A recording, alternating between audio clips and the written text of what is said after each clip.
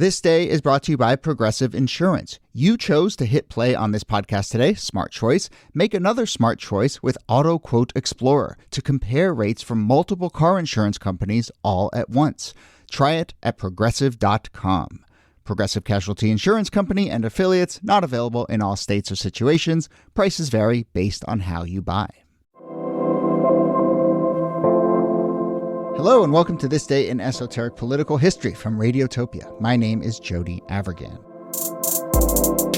This day, October 1975, Saturday Night Live debuts 50 years ago. Not exactly on this day, it was sort of earlier in October, but obviously there has been a lot of coverage of the 50th anniversary of SNL. They are doing a big reunion thing later this season.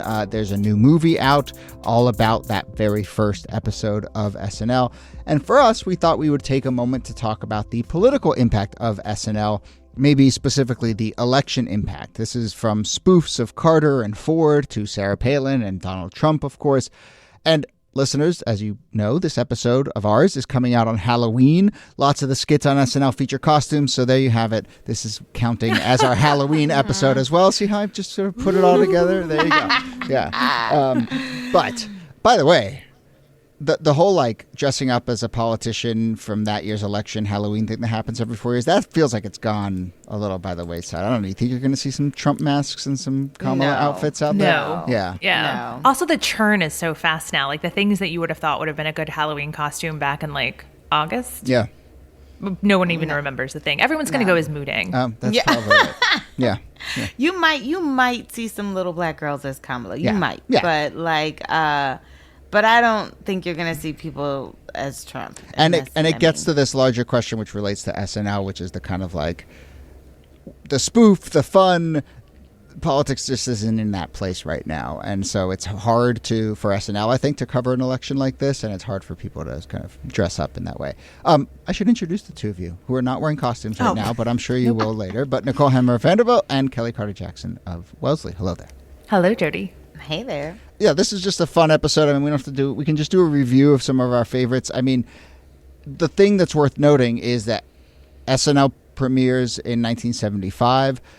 It has political DNA right from the jump, and I think it is a very reasonable lens to sort of view it as a political show in many ways, and has a huge political. I mean, I've become convinced that it has a genuine political impact. One interesting sort of part of that DNA is that it was spun off of Laugh-In, and we've talked about it on the show before. Niki, I think you've talked about it, but Laugh-In was the show where Roger Ailes put Nixon on and had that line, and so kind of from the beginning you can trace the sort of nexus of comedy and politics, right?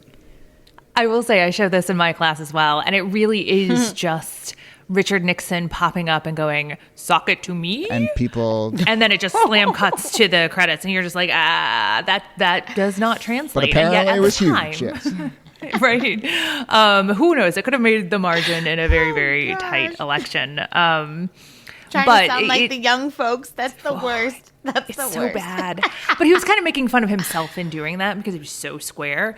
And that's why I think that like SNL is an evolutionary step forward in that kind of political satire. Because when they start, it's not about having the politicians on. It is about openly mocking the politicians. And poor Gerald Ford, who is kind of the accidental president who's never elected into office, just happens to be president when this debuts and takes it on the chin for the last year of his presidency. Yeah. But I mean, all throughout SNL, I feel like it's about how good of a sport you can be at being mocked, because like everyone goes through the ringer. Everyone is going to have the person that sort of like imitates them or gets their cadence down or gets their mannerisms down. And you just kind of have to be a good sport and keep it moving. And, eventually they move on to the next political person or whatever. Yeah. But like, if you've got a gaffe, if you've got some sort of like, certainly if you have a scandal, you're going to get covered on SNL. And that's, I think, what people look for. And there is a close relationship from the very beginning between the White House and SNL. So Ford is being made fun of constantly on this show. He invites Chevy Chase who's one of the big breakout stars of the first season of Saturday Night Live, invites him to the White House to a dinner. And then he shows up. Gerald Ford, the president, shows up on Saturday Night Live.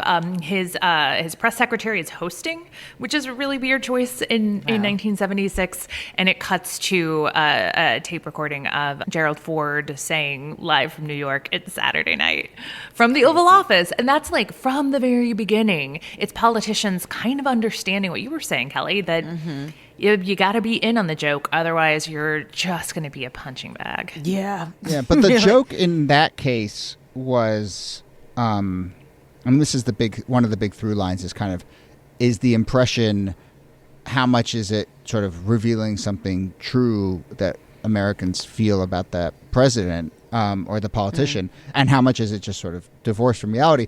The Ford one, I mean, I got to say, like, Chase's Ford, while funny on its own, really kind of doesn't like actually relate to Gerald Ford. And so Chase plays Ford as this like bumbling idiot. That's where the famous kind of can't walk and chew gum at the same time thing comes from. I will say, like, obviously this is before I was born, but like whatever impression I had of Gerald Ford as like a young person probably came from this idea. And Gerald Ford was like very competent, all-American athlete at Michigan, right? And so, well, one, for him to sort of have the grace to embrace it, or even the political savvy, I guess, as you put it, Kellie, to embrace it is one thing. But I mean, you know, this feels like Chase wants to find a way to be a bumbling idiot because that's kind of one of the things he's good at. And he sort of just imposes it upon Ford. But I also think this is before SNL has really perfected its craft of mockery and the presidency and political officials. Because as SNL evolves and grows, those impressions and those imitations of presidents become so much more spot on and so much more almost uncanny in the way that they look. And there's like an insight in them. Yeah. Yes. That it's not just, I'm going to make fun of you. I think you're dumb, whatever. It's more like, how can I take your mannerisms? How can I take your speeches? How can I take the way you wear your clothes or interact with people and sort of spin it on its head for laughs? And sometimes it has like a deep and kind of lasting message. So Phil Hartman, the late great Phil Hartman, would play Ronald Reagan. And the way that he played Reagan was as this kind of genial, out of touch idiot. And then every time that the audience, the people would leave the room, he would suddenly be this like mastermind behind the scenes. And that really was kind of an image that is cultivated of Reagan over the course of his presidency. That, you know, when Iran-Contra rolls around, and they're quick to try to push back on. But that, I think that was a kind of lasting idea that, you know, that it was a front, this sort of bumbling old guy image, that behind the scenes he really was sharp as a tack and was using that image of himself as a genial old grandpa for political effect. I think I count that as the first great, insightful, incisive political skit in SNL history. You know, the previous ones were kind of a little bumbling and hacky or whatever, fun to watch, but this one felt like really kind of stepping up to a new level. In part because, you know, it's hard to tell who's getting made fun of, right? When Phil Hartman plays Ronald Reagan as this bumbling idiot who then is also secretly a mastermind, it plays into all these concerns that Reagan critics had about his mental acuity, but also these concerns about what the Reagan administration was doing behind the scenes around the world, meddling around the world. There's also a way in which you can see it as favorable to Reagan as saying, like, yeah, he's actually secretly, you know, a genius. It's just like, it's complicated and it's layered. It's insightful. It's sort of true to an actual thing that is inside of this person. So it just feels like much more sophisticated and funny as a result than I think the sort of previous generations of political impressions.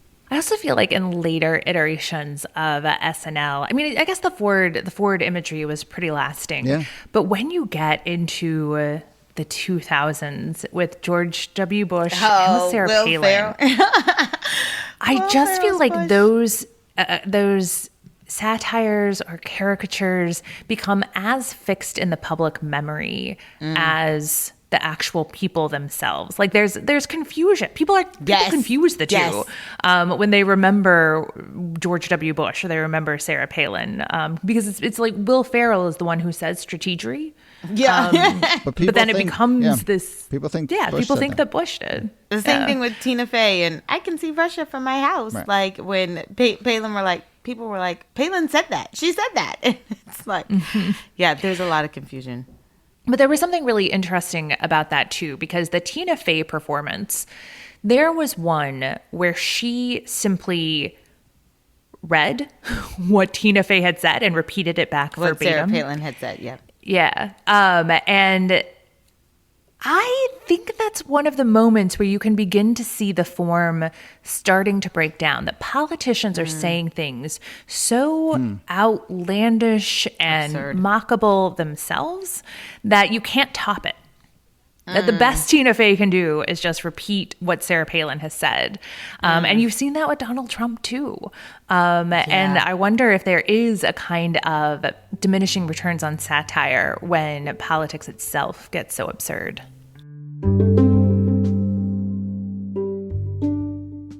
The 2024 election is upon us, and the stakes couldn't be higher. But the outcome might not be clear till long after everyone has voted.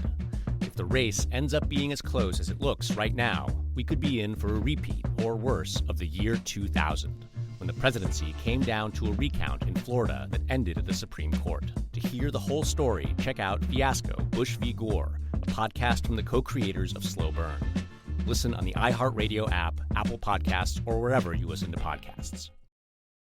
We want to tell you about another podcast from PRX called Monumental. This podcast explores questions about the past, present, and future of U.S. monuments, uncovering the stories about what and who is important, as well as the stories that have been left out. Join host Ashley Seaford across the country with their team of journalists. Listen wherever you get your podcasts. For me, it's not always just the impressions. It's always like, it's the makeuping too. It's the mannerism. It's the costuming. It's like, oh snap! Like, I mean, if you were to look at Tina Fey, part of the laughter was like, why do they look like sisters? Like they look exactly alike. Like, you know, that the way someone comes together, I think on SNL to be convincing, is also part of the magic. Yeah. Well, I agree that something shifted between Ferrell's Bush, which felt like it was sort of reading the person, finding something that was sort of at the essence of them, and then just dialing it up to 11 and kind of really playing that up. And then with the Palin thing, as you were both saying, it introduces this question of kind of like, can you mock something that is already so absurd to begin with? Like Kellie, I don't know, I'm just thinking about what you just said about how like what we really find impressive is just more like you're as close to the reality as possible. You're not finding some sort of hidden thing and dialing it up. You're actually just sort of mimicking reality. But then it just calls into question all these like deeper things of like, well, what's the point, right? If I can just go see Sarah Palin act that way, the real Sarah Palin act that way, why do I need to see the Tina Fey Sarah Palin act that exact same way on TV? There's no like insight there. As much as I liked that impression and as much as impact as I think it had, I'm just kind of, it starts to introduce this question of like, what's the point of this? What are we doing? Yeah, I wonder if at least part of it, because I was also thinking, this isn't SNL, but remember during the pandemic, the comedian Sarah Cooper would just lip sync Trump speeches, and it got an enormous following. And I wonder if it's about like creating a space that is separate from the danger represented by someone like Trump, where you can laugh without it being quite so close to home. But that's my best guess. I don't really know. Yeah. But it does show that there's a real limit to the space for satire in this particular political climate. And because there's levity. I mean, I think we all try to find levity in heavy things, certainly politics. But then there are certain circumstances where like, no, but lives really are at stake. No, but this is really life and death. This is actually not funny, you know, and especially when you think about like jokes about the war in Iraq and things of that nature. It's like, you know, this is actually kind of quite serious, and I don't know how. I don't really want to trivialize it. I get the idea of trying to find levity, but there's a balance. And I would go even further beyond levity, and I would say that at the heart of, I think, a lot of effective satire is a sort of like affection for your subject. You have to kind of empathize with them to really understand them. You kind of have to show a spirit of like communing with them in a way. And so even if you are, on the surface sort of making fun of them, quote unquote, like I do think like Will Ferrell kind of saw a little like, he's just a bro who's kind of in over his head. And I feel a little empathy on that. And that led him to do. And so when you get to your point, Kellie, like these moments where the empathy is just stripped from a lot of our politics for, good and sort of broken reasons. And I think that has kind of been really highlighted by the way that like comedians talk about this all the time, how they struggle to just make jokes about Trump.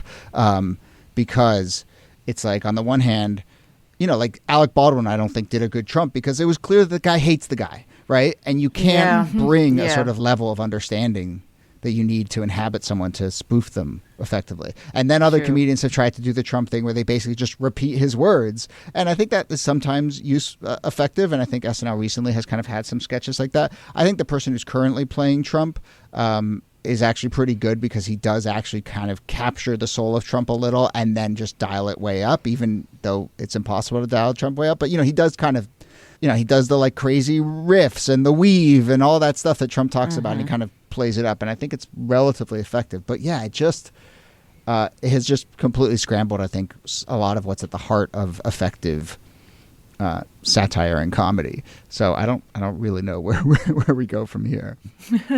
I know. Well, what's interesting about it is I do think that there's tons of room for comedy and particularly dark humor about our politics, but it may not be in the space of the caricature or the playing the politician themselves, just for the very reason that you're talking about, Jody, that without the empathy, which I think a lot of people don't want to invite, then you just have to find the humor in other spaces. I mean, I kind of feel like, and I know this is a show about SNL, but I feel like Key and Peele did that really well when doing like Obama and Obama's interpreter and how Obama like shakes hands with black people versus white people. Like there was a real authenticity to like how they interpreted Obama and how black people saw Obama and how white people saw Obama. That was hilarious.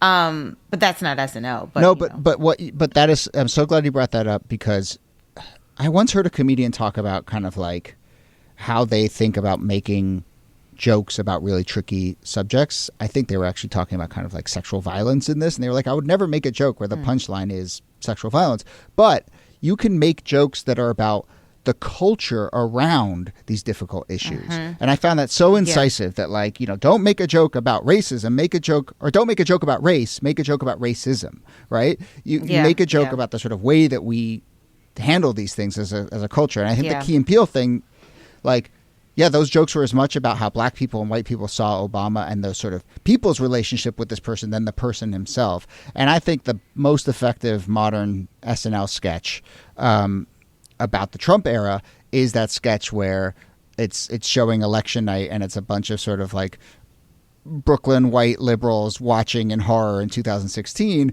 and Chris Rock and Dave Chappelle are sitting there going like, oh, you're surprised to find out that America's a racist country? Like, oh, kind of amazing that like people would reward someone for being a shithead. Who would have thunk, And that was a joke not about Trump and not about Hillary, but that was a joke about the way that we talk about that stuff and the sort of culture around them. And I think that, to my mind, is the most effective. The sketch for me that sort of did that, which is sort of not exactly talking about politics, but it's the Black Jeopardy where Tom Hanks is on. Yes. Yeah. No, and he is a Trump supporter, right? But yes. And he's a total Trump supporter. But you see like the lines of commonality between like how black people think and how like poor white people think. And you're like, you have a lot in common. That's true. It's spot on. And I do think that Black Jeopardy one, though, was more laugh out loud funny than the Chappelle and the Rock one. The Chappelle and the Rock one feels like more of a like, oh yeah, that's a good point. Whereas the Black Jeopardy one, I think, had more laughs per minute. Yeah. But I think this sort of have the conversation about the conversation, or make the jokes about the conversation, not about the thing itself, Right, is yes. a really sort of interesting way to navigate these tricky times.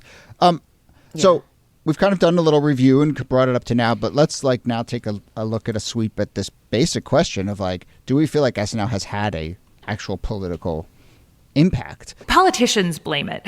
Yeah. So, for instance, Al Gore, if folks have gone back and watched, I think it was maybe his first presidential debate in 2000, where he's like a little too close to the microphone and it's on all the time. And he's just like deep sighing into it the entire time.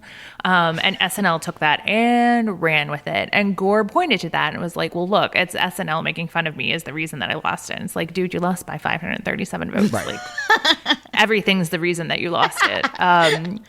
And it's certainly like we were talking about with Ford, it's 50 years later and it has a real staying power. Like there's a real stickiness to it. And so even though it might not, change the outcome of elections, that's a little much to put on it. It certainly infuses politics and shapes political culture in a way that I think has just a real like lasting impact. Yeah.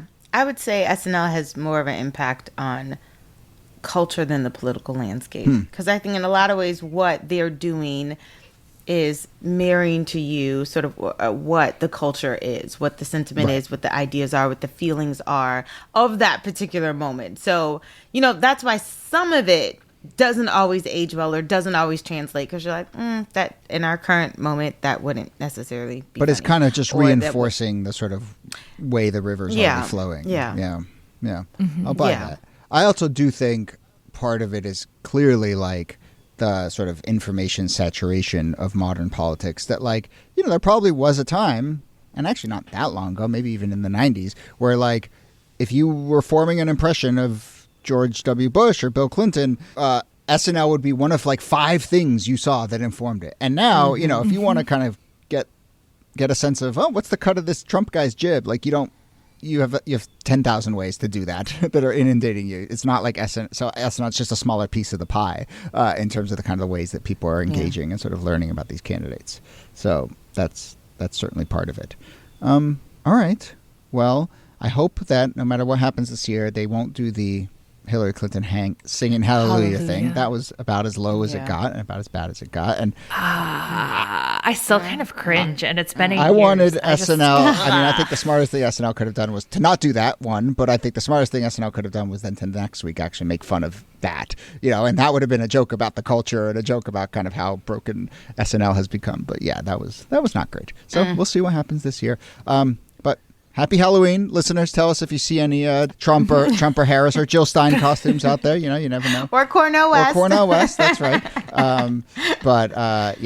That brings us to the end of our SNL special and our Halloween special. Thanks everyone for listening. And Nicole Hemmer, thanks to you. Happy Halloween, Jody. And Kellie Carter-Jackson, thanks to you. Happy Halloween. My pleasure. Kellie, what are your kids going at? Quick. Oh, my kids, Coco is Belle, and Jojo is a airline pilot, and William is the bad Sonic. I can't remember his name. The Sonic that turns black and red. It's not the blue Sonic, the other Sonic. That's what he is. Yeah. All right. Cooper is going as a ladybug. Amazing. That's a great. I love the animals going as other animals. Yeah. I love that crossover. That's great. Nola's going as a pickle. Love Just it. a pickle. I don't know why. I don't know. It's not clever in any way. It's just a pickle. Tell her she's just a Amen. canned cucumber. All right. Happy Halloween. Right. Bye, everyone. What is yours, Shanice? Let's go with they out there saying for 200. Okay, the answer, they out here saying the new iPhone wants your thumbprint for your protection. Oh, okay then, Doug. What is, I don't think so. That's how they get you. Yes! Yes!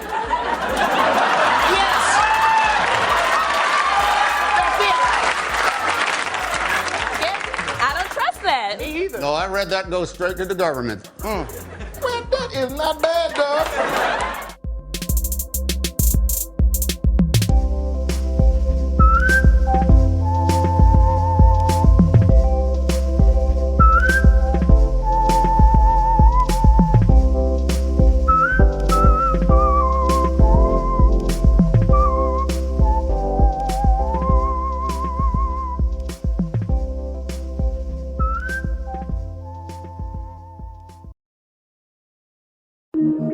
Radiotopia. From